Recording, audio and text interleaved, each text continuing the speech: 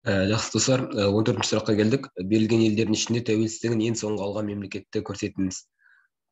Жалпы енді бұған дейін бұл мемлекеттердің бүкіліне Африка елдері, Африка елдерін бізде ең қатты отарлаған мемлекеттер ол бізде Ұлыбритания, Франция, Нидерланд, Германия секілді яғни Еуропа елдері толыққанды, яғни Солтүстік Американы, то есть толыққанды Оңтүстік Американы, Африка елдерін, одан кейін Азия елдерін істеді, отарлаған болатын. Ол бізде қай кезде басталды?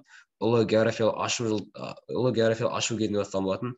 Алғаш ұлы географиялық ашуды бізде 1492 жылы Христофор Колумб бастап береді. Яғни оның негізгі ойы Колумбтың да, Магелланның да ойы, жалпы Колумбтың идеясы негізі Үндістаннан не алып білім, шей алып білім деп, немесе Үндістанның байлығын тонау мақсатында шығады. Одан кейін жалпы бүкіл Африка мемлекеттерінен осы отарланған, яғни тоналған мемлекеттер қатарына жатады. Енді бұл мемлекеттердің бәрі кейін келе не істеді, өздерінің тәуелсіздігін алған болатын, және осы мемлекет туралы қай мемлекет қай жылы тәуелсіздігін алды, және осының ішіндегі ең соңғы тәуелсіздік алған мемлекетті дұрыс жауап ретінде белгілейміз. Ең бірінші жауап бізде Ангола мемлекеті.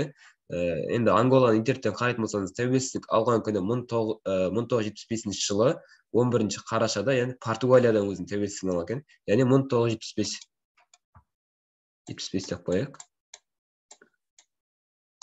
Одан кейін екіншісі Египет, яғни Мысыр.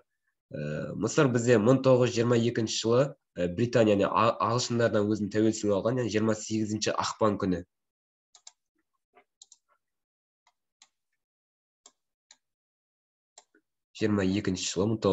Одан кейін Оңтүстік Африка Республикасы. Оңтүстік Африка Республикасы бізде 1961 жылы 31 мамырда Ұлыбританиядан өзінің тәуелсіздігін алған, яғни ендігі екі мемлекет тоже Британиядан тәуелсіздігін алып тұр. 1961 жылы. Одан кейін Кения мемлекеті. Кения мемлекеті тоже Ұлыбританиядан тәуелсіздігін алған 1963 жылы.